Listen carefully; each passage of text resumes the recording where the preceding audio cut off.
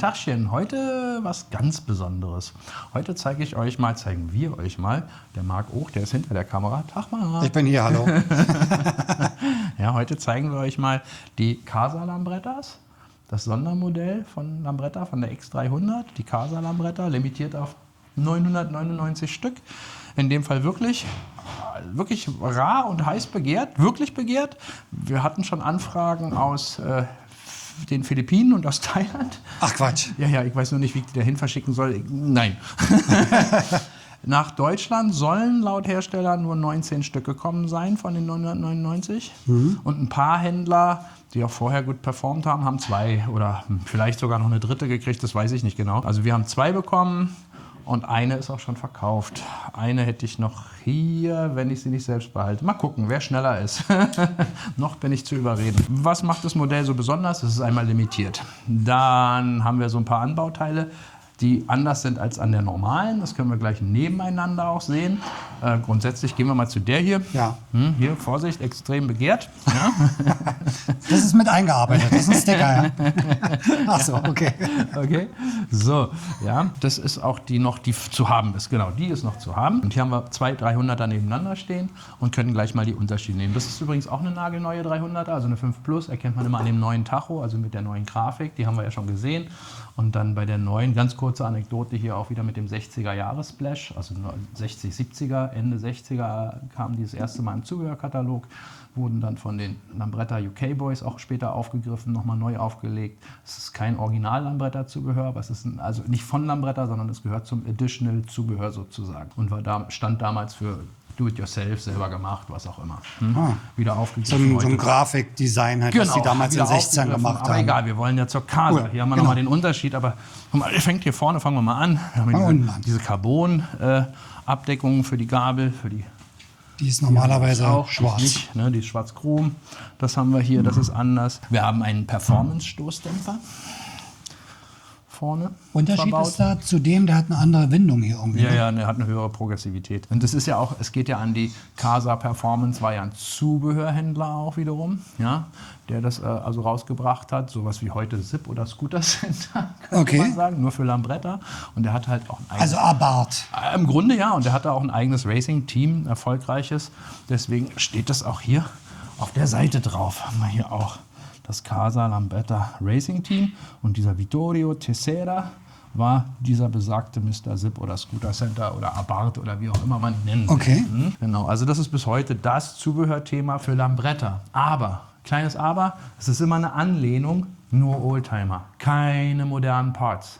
Ja, das lehnt sich an die alte Historie von Lambretta an. Was noch anders ist, sieht man auch gleich, die Dinger sind schwarz, also die Lampenringen, hier die Verkleidung für Blinker und so weiter. Das hier ist so ein Rauchsilber würde ich es mal nennen, fast schon Anthrazit. Ja, anderes Logo haben wir auch hier vorne. Genau, wir haben einen Sonderbadge drin für die Casa Lambretta. Casa Lambretta, und so sieht es normalerweise hier aus. Das ist auch wirklich richtig erhaben, wohingegen das hier so ein glatter Aufkleber, also nicht Aufkleber ist das nicht, das ist schon so ein Kunststoff, ne? Schild, so ein Badge. Und hier ist es richtig erhaben. Also ach, das ist... Ja. Ah ja, stimmt, so wie graviert, so wie ausgestanzt. Könnte sogar Aluminium sein. Denn das Design von der Seite. Vittorio Tessera hier die Unterschrift drauf, haben die 45 genau und haben dann auch noch hier so ein paar weitere Carbon-Anbauteile, die eben so auf dieses Sport- und Racing-Thema hinarbeiten, wie dieser Heckspoiler.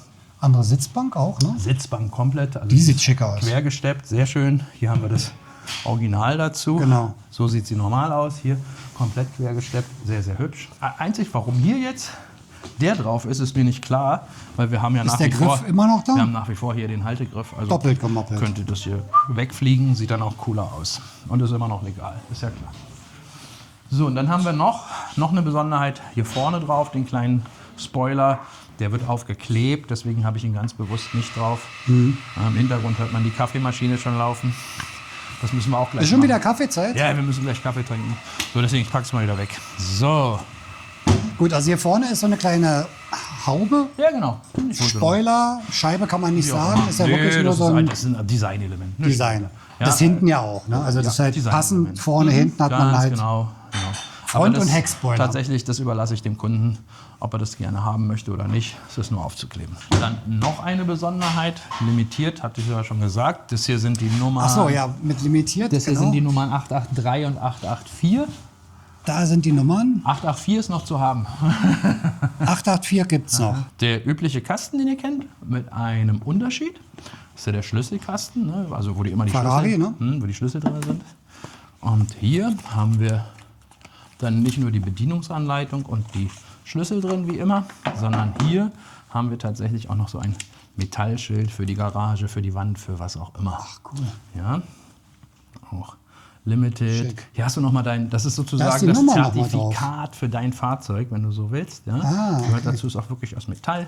Ja. Hier steht die Nummer deines Fahrzeugs drauf. Vittorio Tesero, Unterschrift, Lambretta, Casa Lambretta.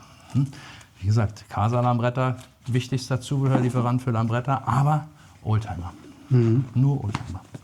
Vielleicht kommt da mal was für die Modernen. Dann gibt es noch dazu, Noch was. und zwar gibt es für die Casa noch diese Limited Box dazu. Sieht so ein bisschen carbonmäßig aus. Ja, außen. genau, ist auch so gehalten, wie der Style, halt so Racing-Style. Und hier drinne, versiegelt, Ach Quatsch, da ist ein Siegel drauf. ja, hier drinne sind so ein paar Limited-Sachen, die gibt es nur mit dem Fahrzeug. Also ein paar Goodies. Ein paar Goodies einfach, ganz genau. Ein paar Wollt nicht Goodies verraten, gibt's was? Nur mit dem Kriegt nur Fahrzeug. der das Fahrzeug kriegt. Genau, da ist Schön. so Was Schönes drin. Eine Sache kann ich ja spoilern. Eine. Eine Sache spoilern, da ist ein Cap zum Beispiel ist da drin, Casa Lambretta, sieht wirklich cool aus, wirklich cooler Badge vorne auf dem Cap drauf, sehr, sehr hübsch, Casa Lambretta Racing Team und ansonsten auch noch ein paar echt witzige, schöne, coole Goodies. Toll. Gibt's auch noch dazu. Das Ding ist natürlich ein bisschen teurer als die Serie.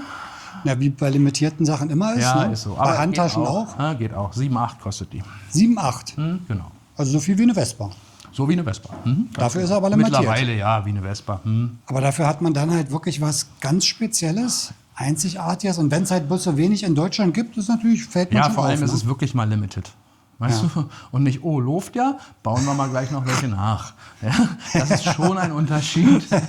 Ja, das ist der Vorteil. Ich will damit nicht sagen, Lambretta macht es besser als Vespa, sondern die sind zu klein, um sich das zu erlauben. Ja? Also dagegen ist Vespa einfach ein richtiger Big Fish. Ja. Und die zucken mit den Schultern und produzieren einfach die. Say Johnny war das Paradebeispiel. Limitiert auf 999 Stück. Das Ding ist weggegangen wie nix und produzieren wir nach.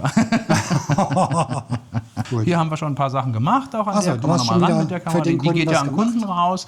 Die geht auch erstmal über den Winter nur in die Garage. Die wird erst im Frühjahr angemeldet bei ihm. Wir liefern die nach Potsdam, geht die, glaube ich, raus. Bei dem haben wir schon was eingebaut, weil ihr kennt es ja alle. Oder wer eine X hat, ihr kennt das vielleicht, wenn man die abstellt, da ist eine Alarmanlage drin, was sehr cool ist. Allerdings meldet sich das Fahrzeug morgens, beim Abstellen, beim Wiederaufwecken, jedes Mal quittiert es das mit einem. Ui. Er ist schon laut, ne? Das ist schon nervig. Ja?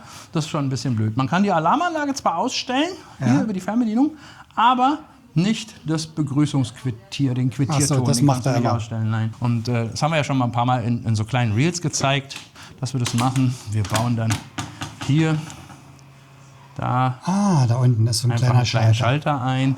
Wenn man den umlegt, ja, jetzt blinkt sie nur noch. Okay. Das ist ja okay, lass sie blinken. So, und jetzt willst du aber trotzdem natürlich das Feature der Alarmanlage nutzen können. Dann schaltest du einfach wieder ein dann, ne? Schaltest es ein. Und schon geht's wieder.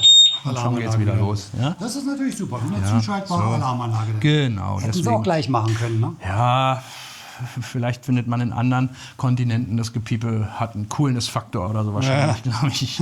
Hier nervt es tatsächlich. So, egal, ist erledigt, damit raus und natürlich gleich der übliche BGM-Gepäckhaken an der Stelle. Sieht bei der in schwarz auch wirklich cool aus, Ja, ne? da nochmal danke auch.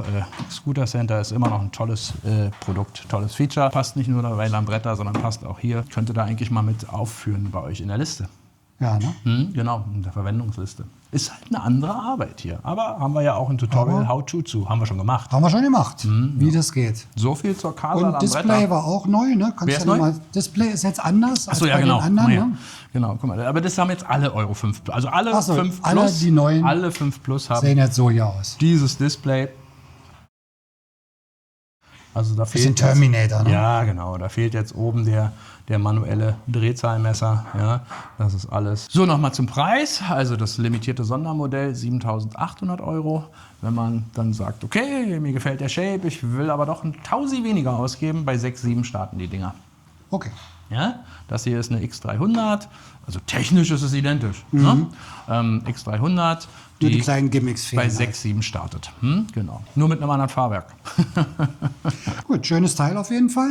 Kann sich jeder gerne live angucken. Stehen hier bei Kaffee Racer, also noch beide, bald nur noch einer. Ja, die andere geht nächste Woche raus. Danke fürs Zuschauen. Hoffe, das hat euch gefallen.